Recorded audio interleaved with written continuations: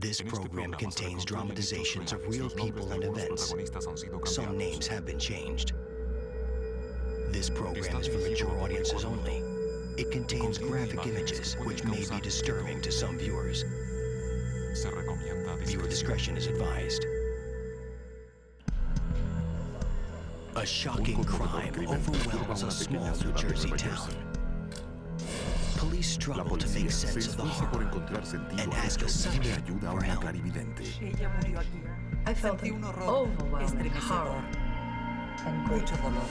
In Louisiana, a frenzied struggle leaves a young mother dead, her son beaten, and a web of lies masking the terrible truth. And I felt everything that happened to her and how she was killed. Who did it and how they did it. When clues are scarce and answers elusive, investigators sometimes turn to a psychic witness. Familias destruidas. On the night of August 8, 1987, in the rural town of Belvedere, New Jersey, a local man calls police, frantic. He says that night his girlfriend, Betty Cornish, didn't answer her phone. He came to check on her and found her tied up and beaten to death in her bedroom. Belvedere is too small a town for so big a crime. Local police ask for help. Within minutes, New Jersey State Police Detective Sergeant Tom Trainer arrives on the scene. Belvedere has a very small police department. It was reported to them and they requested assistance from the state police in investigating this murder. News of the slaying quickly reaches the victim's sister, Peggy Goebel. She can't believe it. It was like hysterical. They wouldn't let me in to see her. And the last thing I remember is them bringing her out on a stretcher. How could this have happened? You know, who would do something like this? Everybody who looked at it was like, did you do it? Forensics experts comb the disturbing scene for clues. The killer used an electrical cord to bind his victim and a pillowcase to blindfold her. He had beaten her without mercy with a sharp, heavy object he later removed from the scene. He left little behind. That was in the death before DNA. So we were looking for any possible, blood or hair, or fibers from clothing or something, anything foreign to that apartment that may help us identify the killer. Outside, an important clue. Detectives find one of the windows removed from its frame. They left a single fingerprint.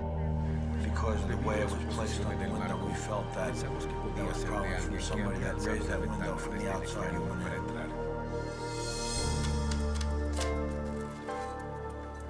At autopsy, the medical examiner determines the victim suffered at least 17 blows to the head with the claw of a hammer. He estimates time of death to be 2 a.m. It was such a brutal crime. I just, I have to fight with myself sometimes to not think about it because it would drive me crazy. Just to imagine what she must have went through. Betty Cornish was a strong woman and a loving mother.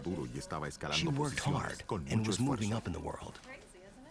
My sister, she was a nurse, very warm person. And she was due to move out in about a month. She was going to move up to Mountain Lake, which is about 15 minutes from here. But that never happened.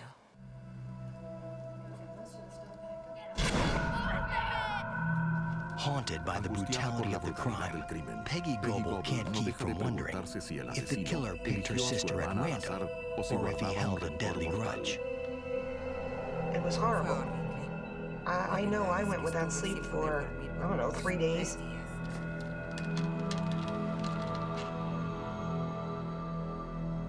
We were scared to death. Are they coming after us next, whoever it is? And I felt so bad for my parents and my nieces. It was just horrible. Trying to track the victim's last actions and who she interacted with. So we would always start with family and people that she knew. Betty had Betty worked había that day. trabajado ese día. Nothing Nada unusual inusual happened at the ocurrió en el hospital. hospital. The last person to La talk to her última was her persona con quien boyfriend. había hablado era su novio.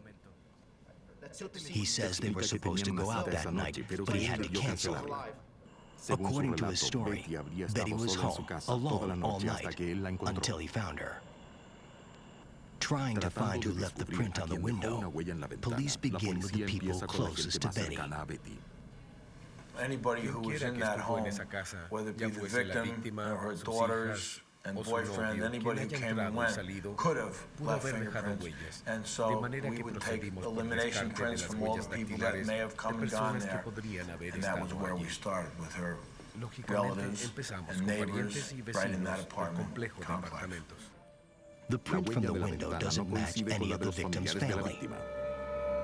Next, examiners compare the prints of Betty's neighbors. As the investigation branches out, it begins to pay off.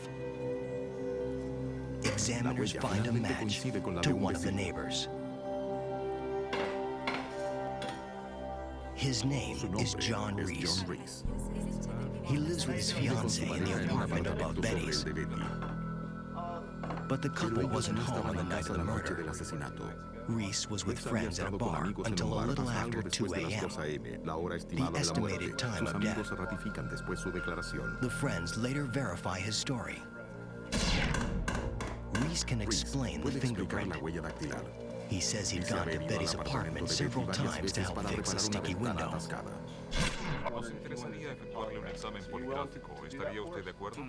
We felt that he was forthcoming and very helpful, and we felt that he accounted for his activities and had been giving us all that he knew. Still, police have to be certain. asegurarse. Reese agrees to a routine polygraph test. Betty Corn is your neighbor. We used a polygraph examiner as a tool to hopefully eliminate possible suspects. The results confirm his alibi. He'd been out until shortly after 2 a.m. Investigators are less satisfied with the story the victim's boyfriend tells them. Because he had a relationship with her, he would naturally have to be one of the first persons interviewed to be either eliminated or to be considered a suspect. He can't fully account for his whereabouts on the night of the murder. We had a problem with his timeline of what his activities were, where he had been. He didn't have witnesses to all his activities up to and right around the time that the victim died. In us conducting an investigation, we were looking for ways to either prove or disprove his account of his activities. He declines to take a polygraph. The boyfriend was a suspect at that time, and which scared me half to death. Because, I didn't know who did it. While authorities continue their investigation, Peggy Goble begins one of her own. I had my own house cleaning business back then, and one of the ladies' house that I cleaned, she knew about my sister, what had happened, and she's the one that she told me about Nancy. There's a psychic that lives in Flanders, and I would have done anything at that time to apprehend the murderer. Peggy meets with psychic Nancy Weber. Nancy asks Peggy not to tell her any details, not even what she's there for. She leaves it all up to her visions. Said to her, it's a terrible tragedy and horrible loss. I felt an overwhelming horror and grief all at once. And she started crying. And I knew I could feel it was her sister. She senses Betty's pain is over. Nancy said that my sister was at peace, that she's at rest. What Nancy tells her next is Añade both algo que a encouraging la vez and consuela e ominous. inquieta. And I said, Peggy, I really can't tell you everything about this case. I can tell you a few things. The chief suspect now, her boyfriend, he found the body, but he didn't do it. And she said, you sure? I said, yeah, I am sure. He didn't do it. ¿Ustedes creen que yo maté a mi novia? I said, oh my God, is he in horrible shock? And he is the suspect. Nancy Morgan Weber has eliminated the main suspect.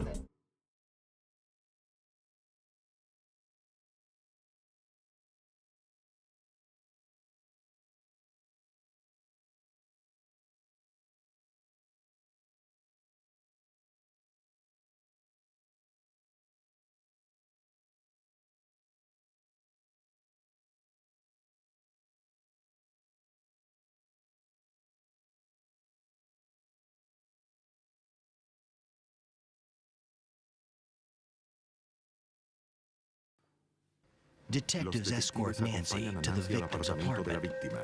Ella se orienta but she allí finds her sin own way dificultad. around. Momento, presiento algo allá arriba.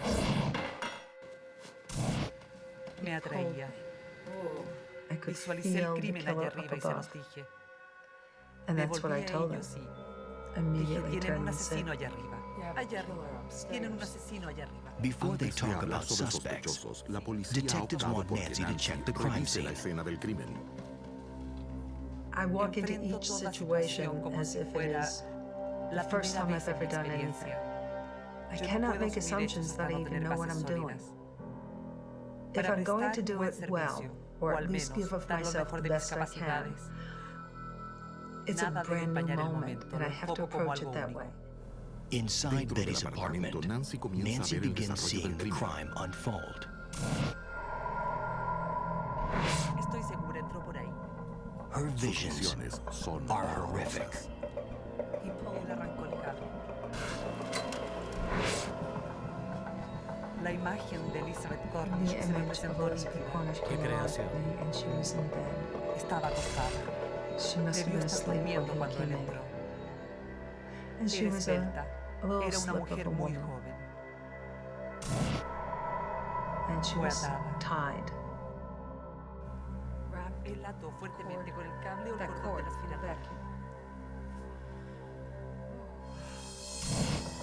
And I Vi la saw mano de él. his hand. en la que In tenía un his hand, I martillo. saw a hammer. And I saw it Con come él le down on golpeó her la head. cabeza. Él no dejaba de golpear. This Eso much the es algo que police la already policía ya know. sabe, pero Nancy ve Nancy más. sees more. Ahora entiendo, ella The estaba killer El loca. was asesino no no stranger. era un extraño. She knew who Ella it supo was. quién era. A And as través I de looked sus up, I saw ojos, the vi scar una on his cicatriz right en su cheek. mejilla. I También saw una hebilla Western de belt vaquero. buckle. Nancy La describes a descripción de man Nancy with some corresponde a facial un hombre hair mal and rasurado who que siempre always usa wears jeans. jeans. And I could Calculé measure su his height. estatura. I No don't sé know por why qué o or how cómo I hice could do eso. that, Un but it metro said 5'10". 76. His Su name nombre John. John. Last name Apellido began con with R. R. Single Bastante syllable. corto. No había Knew it. duda. Ah, The visions visiones become too abruman a much for Nancy. Nancy. necesito salir de aquí ahora. Ha visto el She has seen the asesinato, murder sentido and el felt terror the de la victim's víctima y terror la furia del and the criminal. killer's rage.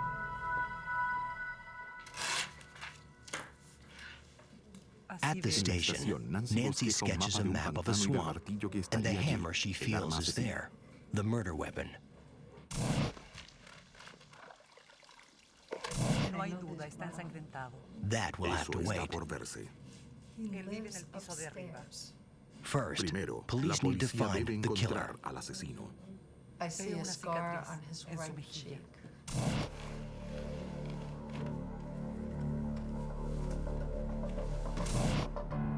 Su nombre es John. Su apellido es de breve pronunciación. Comienza con R. And he Me said, well, dijeron, there is a "Bueno, guy hay who un lives sujeto en el otro upstairs, piso. and his Su name nombre is es John, and his y su last name is apellido es Reese. Nancy's sure he's the one. He must be. But there's a problem. I said, I don't care. I'm sorry. I don't know why he passed. I can't tell you. Go back and look. And if you see the scar, if you see the Western belt buckle, I want you to think about it. No tengo ninguna duda. Ese es su hombre.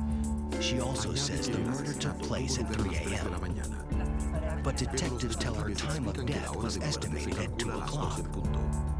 I said, I'm sorry, but I feel differently. That's how we left. But investigators can't leave it. They go back to the medical examiner to confirm the time of death. The medical examiner advised that yes, it could have been after 2 o'clock. It could have been 2:30 to 3:30. Nancy Orman Weber is right. And investigators are about to see how one crucial detail can change everything. They ask the upstairs neighbor, John Reese, to come in for another interview. He has an alibi through 2 a.m., but maybe not after that.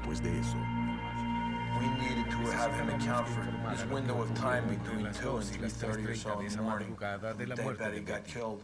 It was a matter of, hey, look, you know us, we talked to you, we know we interviewed you in the past. Now we just want to talk to you about some more of your activities, and we want to be clear on what you told us. Reese arrives, wearing a Western belt buckle and jeans. He's got a scar on the right side of his face.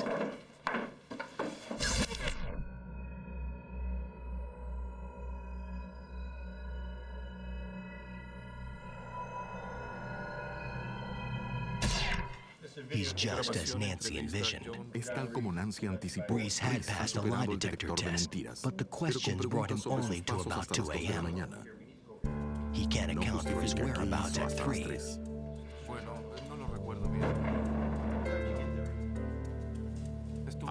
Under the new timeline, his alibi begins to crumble.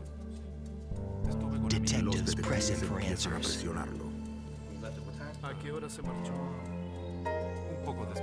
We just kept questioning him and re-questioning him, and as we compared our notes, we could see that he was contradicting himself. We felt, oh, wait a minute, you're not telling us everything here. We could see that change not just in what he was telling us, but in his physical behavior. He was very uncomfortable. His print is on the window. He has no good alibi. Vean esto. Bastante revelador. Police question him for hours, until finally John Reese cracks, confessing to the brutal murder of Betty Cornish.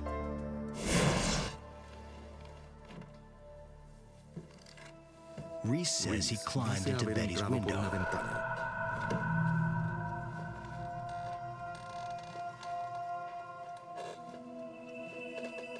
Blood spatter evidence shows she was in bed when the attack began. He found a hammer, pulled a cord from the vacuum cleaner, and headed to the bedroom, where he found Betty.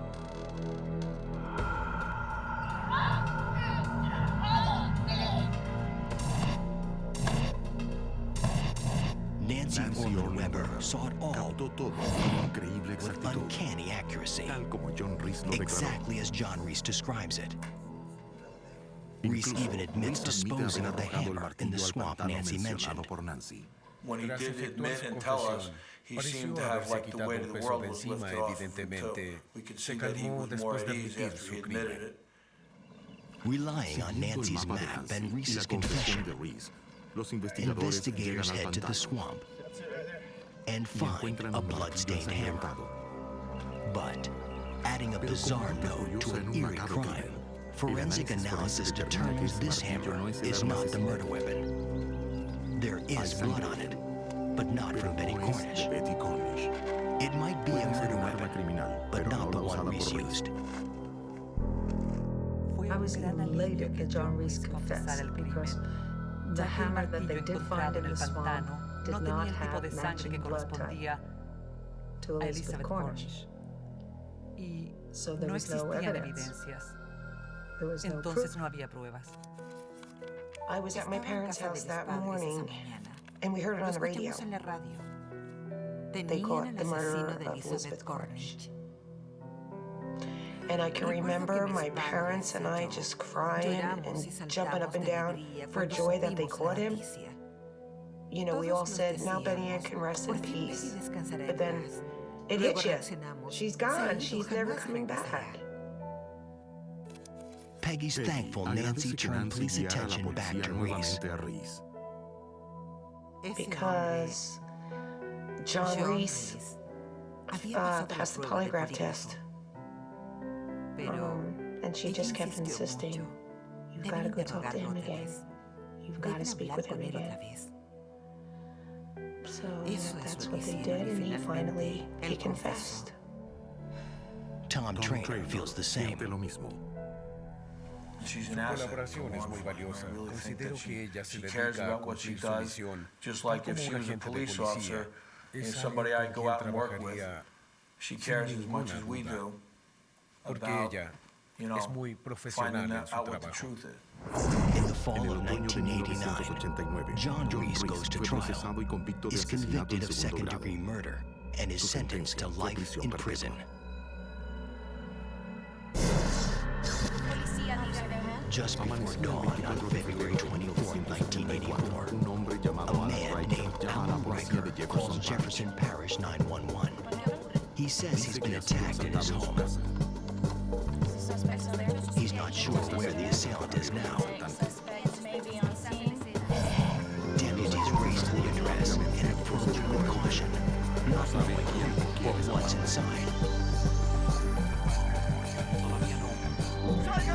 Suddenly, a man appears with a 12-gauge shotgun. It's Alan Riker, beaten and bloody.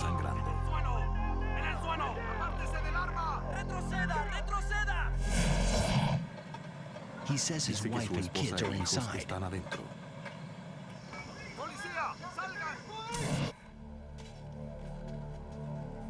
In the living room, En la sala de estar, deputies los find agentes Riker's encuentran a la wife, esposa de Vivian. Vivian.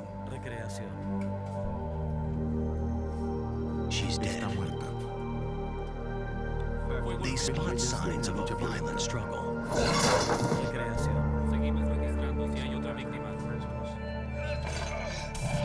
And weapons stained with blood.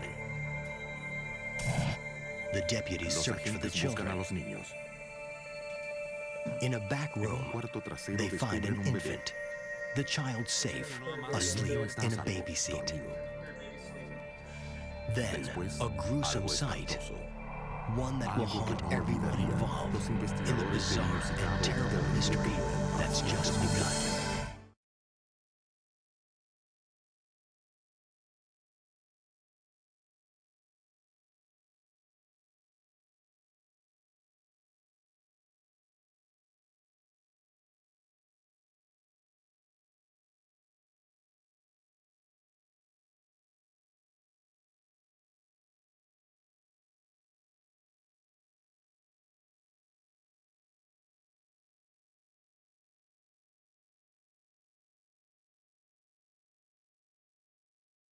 February Febrero de 1984, 1984, a night of una violence noche de tears a violencia family destruye a una apart familia in en Jefferson Parish, Louisiana.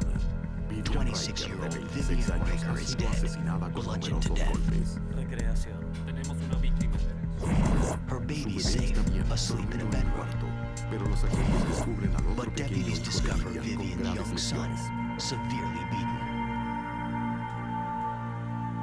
Clear left. Hit the baby. He's El alive, niño vive aún, barely. apenas. One child down. They rush him to a Va de hospital. urgencia al hospital. It Al appears parecer, both victims ambas were víctimas struck fueron with a golpeadas metal con un baseball bate bat. metálico de béisbol.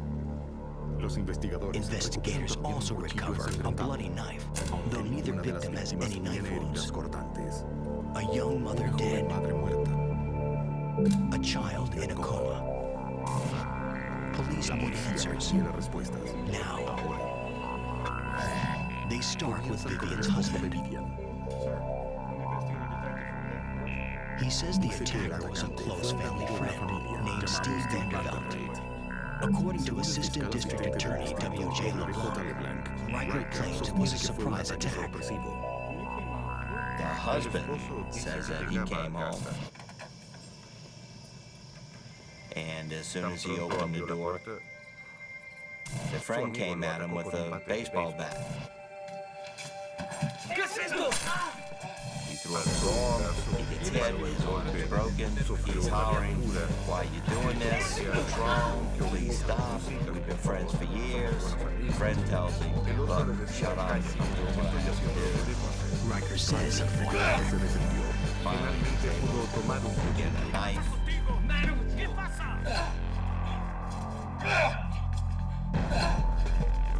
They struggle, get arrested. The fight lasted for hours until he disarmed Vanderbilt. He chases the friend out of the house. As he's leaving the house, he stabs him 3 times in the back. Riker claims he didn't see what happened to his wife or son and has no idea why his friend attacked him. Police begin a search for Steve Vanderbilt.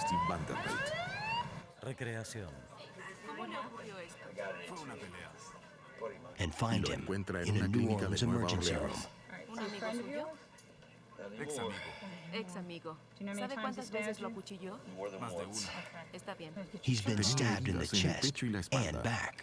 And he's got his own story about what happened at the Riker house. The friend, in his statement to the police, indicated that he had gone over to the house in order to retrieve his baseball bat, which he had left over the day before.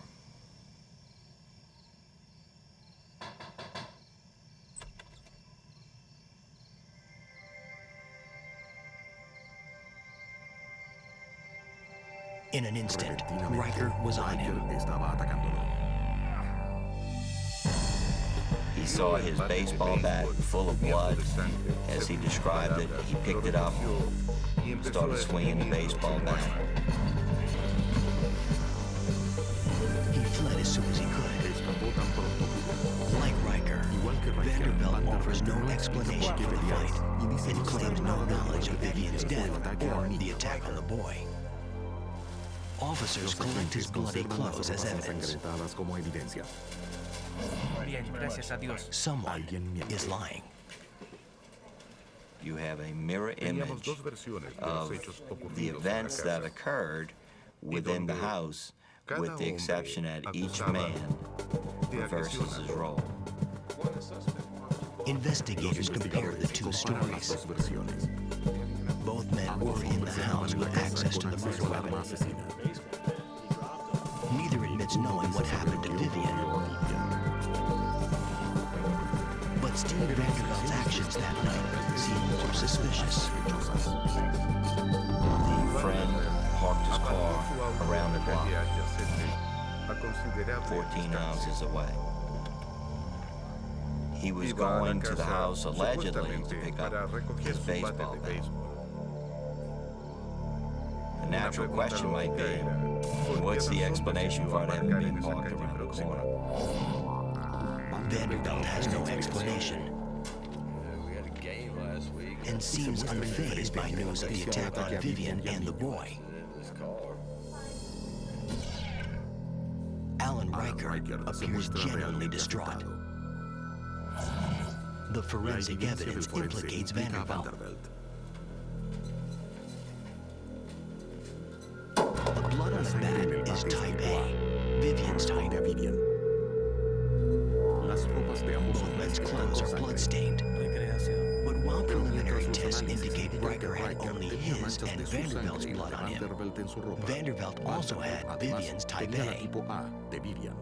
She was the only one that had type A, the friend having type B, husband having type O. Jefferson Parish authorities arrest Steve Vanderbilt and charge him with assault and first-degree murder. But the 1985 trial ends with a hung jury. The law does not require you to prove how a murder happened or why a murder happened. You don't have to prove the motive. But jurors are human beings, and jurors want to know why and how. And the story that was presented in the first trial didn't answer those questions. Months pass, and the Riker boy emerges from his coma. W.J. LeBlanc is determined to bring the boy's attacker to justice.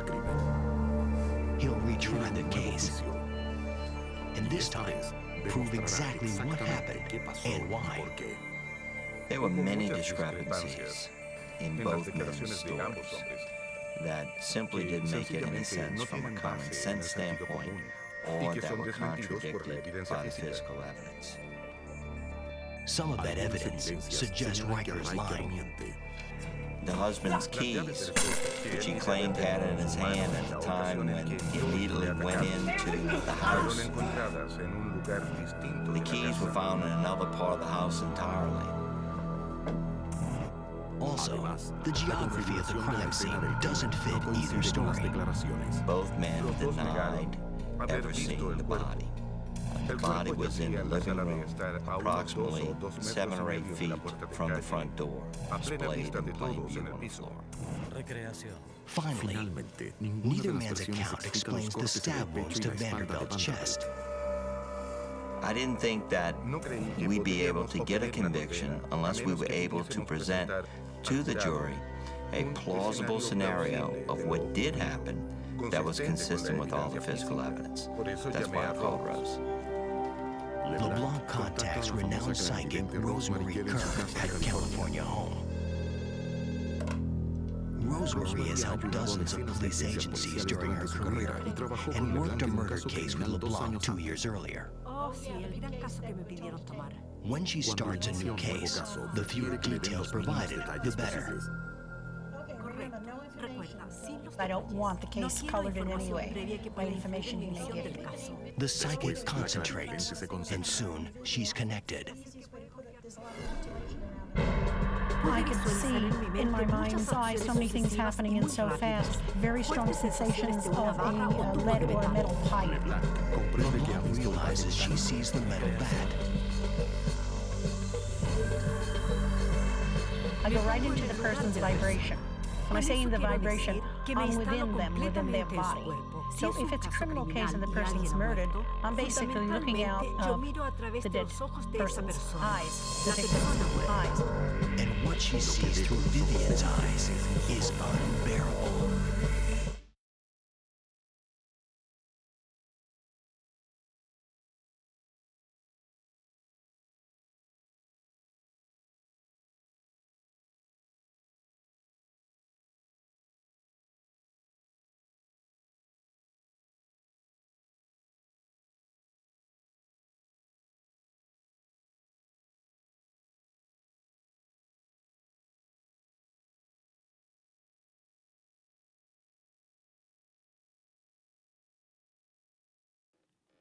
Prosecutor W.J. LeBlanc must decipher conflicting stories by 2 suspects.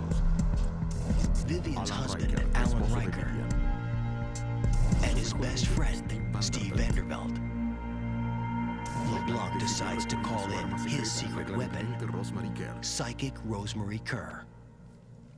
When I first made the decision to ask Rose to get involved in this particular case, I debated on whether or not to tell my boss what I was doing. In the end, I chickened out thinking that he would probably think that I was crazy. It's a risk, but LeBlanc needs help. He tells Rosemary the victim's name, nothing else. The visions are immediate. The first thing I see, a metal bar around guy. There was a lot of blood on the wall, and I saw a child in the baby seat. And I saw another little boy that was brutally hurt. The house was a mess. There was blood all over the place. WJ was on the phone, and he kept saying, yes, you've got it, that's it, that's it, that's it. As Rosemary works, she feels what Vivian felt. I could feel myself being beaten. I could feel my face caving in. I could feel that I couldn't breathe. She knows it was a brutal slaying, but she's not sure who did it yet. LeBlanc sends Rosemary envía a photos of the fotos de victim la and víctima y los suspects. sospechosos. When I read a photograph, it's very simple. I do not look at the photograph. I never look at it when I get it. It's upside down in front of me. And I just rub my fingers over the photograph itself. And as I do this, I pick up a vibration. I'm picking up what they are, who they are. Me atrae una foto primero y luego And in otra. this picture Me here, I want to go into the concentro en lady's esta vibration. porque al captar Because la as I come into energía her de la vibration, mujer, I find siento her su that she's made the tránsito hacia el otro transition to mundo. another world. When I go to Concentrándome en la Vivian vibración de Riker's Vivian, vibration in the picture, descubro una I mujer come joven upon que ama a a young sus woman that hijos, loves her children. contenta en su She loves her hogar, home, pero que and no yet es una persona she's not a feliz happy person realmente, at all, y pasa and she por really una doesn't know etapa which de way to turn. desorientación. Siento deseos de concentrarme, más al ver Then, Luego, Rosemary estudia la tries foto de Alan Alan Riker's Riker. photo. capto vibraciones aquí. Descubro a un hombre que es muy violento, no solamente colérico, sino también sumamente cruel. Lo visualizo y no quisiera estar cerca de él. When I La came into vibración Alan de Riker's Alan me vibration, reveló un I hombre found a que ya man no that quería didn't want to continuar be casado. married any longer. Un sujeto no A man solamente that is not solapado, only sino very devious, egoísta, very mean, muy a lleno very de angry man. odios. The marriage Era un was a matrimonio troubled one. conflictivo. He's También also es a un very hombre que abusive abusa man de su esposa. to his wife. No me agrada I captar don't su like being his energía en vibration at absoluto. all. It's a very, Es very un ser muy negative one. cruel. And again, Y las a vibraciones que vibration that recibe comes across es as, una persona I want to use the malvada. word evil, Es plain and simple. sencillamente malvado. A new photo, Fotografía. and Steve Se trata Vanderbilt esta comes vez de into Steve view. Vanderbilt. As for Steve Vanderbilt, he's also in a very unhappy marriage, and he's looking for ways to get out of this marriage. He's not only an unhappy man, but he's very manipulative, and what he wants is Vivian for himself, and he's looking at ways to have that. But Vivian doesn't want him, and Vanderbilt begins to hate her. Rosemary sees the two men hatching a savage plot. I was shown a building, and when I saw the building, on the outside of this building was these great big horses, these Mustangs up in the air. And I could feel the men inside, and as I went inside, I saw the two of them writing on a napkin as they were planning how they were going to get rid of their wives. They worked together as a team. According to the psychic, the original plan was to kill Vivian Riker and then Vanderbilt's wife. I'm looking at a conspiracy between the two. They both want to get rid of their wives. Days later, LeBlanc flies Rosemary to Louisiana to view the crime scene. Alan Riker has since moved out. I certainly thought that there might be something to be gained by actually having her physically in the home in which the murder took place. Rosemary walked into the house and immediately went over to where the body was. This is where she died. And that was where she died because I had the crime scene photographs And she's with alive. me. Her arms are moving on the floor, almost like you're making... Rosemary enters what was the master bedroom and picks up Vivian's vibrations, in a way becoming the victim. The first thing I felt was a great sense of despair, pain, a great menace, a great pressure. I'm feeling Vivian's vibration there, her emotions. And I want to do many things. I want to cry, I want to scream, I'm very, very angry. And I felt everything that happened to her and how she was killed, who did it and how they did it. Rosemary is there as Vivian on that fateful night. All of a sudden, as I was in that room, I had the distinct feeling that I had to get out of that room fast. They were going to smother her. Vivian is yelling for the husband to come in the house. Instead, he holds down her ankles and legs. I can feel their arms above me. And I can feel my heart beating out of my chest as I'm running through the room trying to figure out which way to go. The connection to Vivian overwhelms Rosemary. She actually felt terrible dolores en su cabeza y en cierto momento tuvo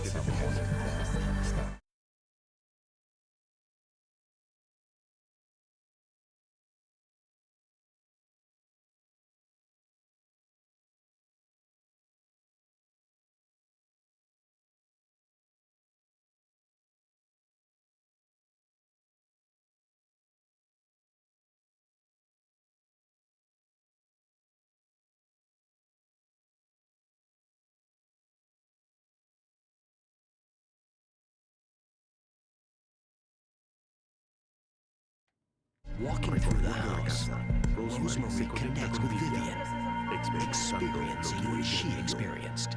I was her running through the house, going through the living room, going into the kitchen.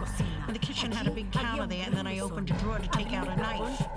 And as I took out a knife, I showed them how she used the knife. Rosemary tells prosecutor W.J. LeBlanc what she sees. The wife La mujer apuñaló al amigo en el pecho. Un detalle muy importante que nosotros no habíamos considerado antes que lo revelara Rosemary.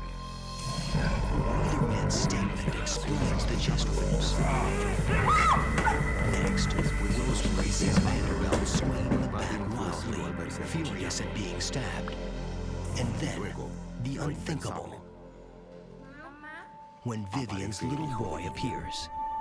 He ran out when he heard something going on and grabbed the mother's legs like a little child does. And that's how the bat come down. Instead of hitting his mother, hit him. Into the living room, and if she gets I can feel him holding my legs, and unfortunately, one of the men hit him with a bat, and that's when it all broke loose because the husband was screaming, "That's not supposed to happen." But it did.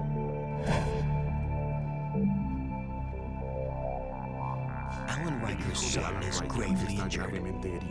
Rosemary sees the two men, once conspirators, are now enemies. And that's when the two men started fighting with each other because they were only supposed to take out the woman and not hurt the child. The psychic sees a long fight until the two men are exhausted. Though the fight's over, they're unconcerned about the injured boy or the dying woman. I could see them sitting in front of a TV set, and they were drinking while she was on the floor. She wasn't dead yet. She was fighting for her life, and I could see her moving her arms and her hands with the blood. Despite the horror, the strength and love of Vivian Riker shines through. And she's alive the whole time, and she's giving what's left of her life for her children. Her heart's crying out for the children. She didn't care what was happening to her. She didn't care about anything else. She just wanted the children to be all right. So here is this mother, whose body I'm in. She's not only dying, but she has a baby in a car seat, and she knows the other one is really hurt bad. It's hard to feel how her life is ebbing out, and she's caring for the kids. And these two men, they let her die. They let her die. She was alive. She didn't die right away. She died horribly. They let her die. No. That's not right. I'm sorry. Esta mujer sufrió y eso era evitable. Permaneció viva largo tiempo, mientras ellos descansaban y miraban televisión. The gruesome vision takes its toll on Rosemary. I love everything that I do, but when you go to somebody else's misery, it takes a lot out of you. With Rosemary's vision filling in the missing pieces of how and why the killing took place, W.J. LeBlanc charges both Alan Riker and Steve Vanderbilt with murder. He asks one of the top forensics experts in the country to re-examine the blood evidence. The expert finds microscopic drops of blood not discovered in previous examinations. Judge Ernest Richards presides over the case. Splatters, high-velocity blood splatters, were found on the shoes and clothing of both defendants. The blood spatter is type A, Vivian's blood type. It would have been impossible, in my view, that they could have had these blood splatters on their clothes if they had not been in the immediate vicinity of the victim at the time she was bludgeoned to death with a baseball bat. In 1990, both defendants are found guilty.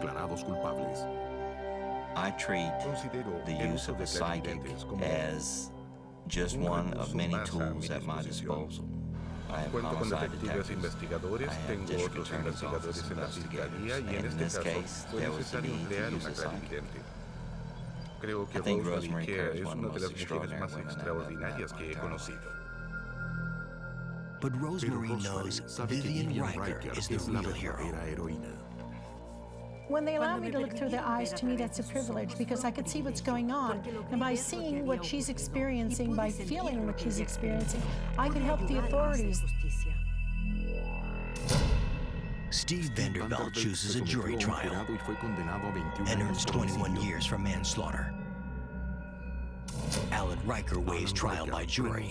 He is convicted of second-degree murder and sentenced to life in prison without the possibility of parole. Two families were ripped apart when madmen struck down the most innocent victims and left grieving loved ones behind. The killers tried their best to cover their crimes, feeling no remorse. But those crimes were solved by the persistent work of the law and the remarkable mission of psychics.